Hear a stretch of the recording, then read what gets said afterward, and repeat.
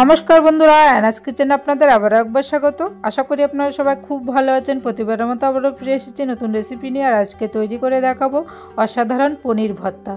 रुटी दिये किन्तु एई पनिर भर्ता दारुण लागबे खेते। एकदम 5 मिनिटेर मध्ये एई पनिर भर्ताटा आपनारा खूब सहजेई तैरि करे निते पारबेन। जदि भालो लेगे थाके अवश्यई किन्तु लाइक शेयर करते भुलबेन ना एबं कमेंट बक्से जानाबेन केमन हयेछे। आर आमार चैनेले जारा नतुन प्लिज सबस्क्राइब करे दिये पाशे थाकार अनुरोध रइलो।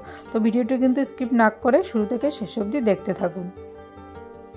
पनिर भर्ता तैरि करार जोन्नो नियेछि 250 ग्राम पनिर। पनिरटाके एबार भालो करे हाथेर साहाज्ये मैश करे निते होबे। एकदम भालो करे करते होबे जाते बड़ बड़ कोनो दाना दाना भाब ना थाके। आजके এই पनिर भर्ताटा सम्पूर्ण निरामिष पद्धतिते तैरि करब। जारा निरामिष खान ताराও কিন্তু এই पनिर भर्ताटा तैरि करे खेते पारबेन, दारुण लागबे। पनिरटा भालोभाবে मैश करा হয়ে গেছে। এরপরে কড়া গরম হলে দিয়ে দেব এর মধ্যে রিফাইন তেল। 4 চামচ মতো রিফাইন তেল নিয়ে নিয়েছি। তেলের পরিমাণটা অবশ্যই কিন্তু পনিরের পরিমাণ বুঝে আপনারা নিয়ে নেবেন। আর দিয়ে দেব দুটো শুকনো লঙ্কা ফোড়নে।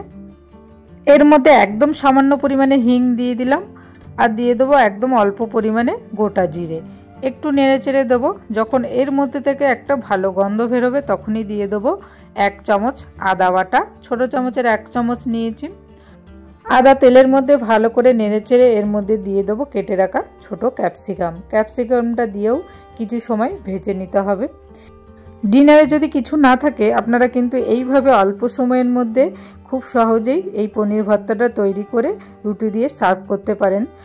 ক্যাপসিকামটা একটু ভাজা হলেই এর মধ্যে দিয়ে দেব 50 গ্রাম ফেটিয়ে রাখা দই। দইটা দিয়ে আবারও কিছু সময় একটু ভালো করে নেড়েচেড়ে নিতে হবে ক্যাপসিকামের সাথে। এর মধ্যে দিয়ে দেব স্বাদ মতো নুন। নুনটা অবশ্যই স্বাদ অনুযায়ী দেবেন, তবে পনিরের রেসিপিতে খুব বেশি নুন দেবেন না। আর দিয়ে দেব সামান্য পরিমাণে হলুদ গুঁড়ো। হলুদ আর নুন দিয়ে একটুখানি নেড়েচেড়ে এর মধ্যে অ্যাড করব ঝাল বা পছন্দ অনুযায়ী লাল লঙ্কার গুঁড়ো। লাল লঙ্কার গুঁড়োটা আপনারা অপশনাল নাও দিতে পারেন, শুধুমাত্র শুকনো লঙ্কা ফোড়নে দিয়েও কিন্তু এই ভর্তাটা তৈরি করতে পারেন। এর মধ্যে থেকে একটু তেল ছেড়ে আসলে দিয়ে দেব ম্যাশড করা পনিরটা। পনির দিয়েও কিন্তু 2 মিনিট মতো ভালো করে কিন্তু নেড়েচেড়ে ভেজে নিতে হবে। পনির কিন্তু খুব বেশি সময় লাগে না, যে কোনো রেসিপিই বলুন পনির একদম অল্প সময়ের মধ্যে তৈরি হয়ে যায়। একটু নেড়েচেড়ে এরপরে এর মধ্যে দিয়ে দেবো পরিমাণ মতো অল্প জল।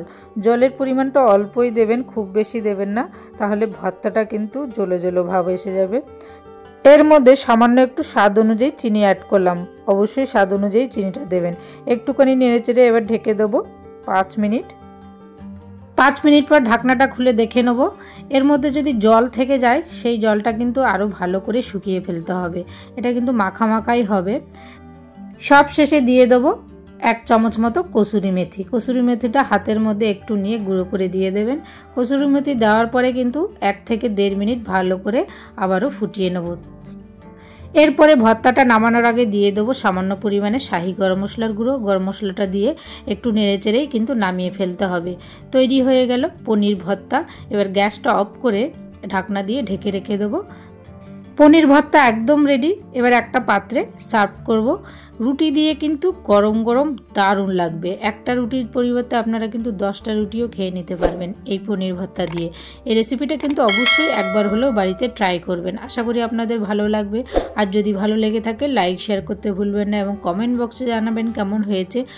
আর নিত্য নতুন রেসিপি দেখার জন্য চ্যানেলটিকে সাবস্ক্রাইব করে দেওয়ার জন্য অনুরোধ রইল। সুস্থ থাকবেন, ভালো থাকবেন। আবারও দেখা হবে নেক্সট রেসিপি নিয়ে। প্লিজ আপনারা অবশ্যই পাশে থাকবেন। ধন্যবাদ।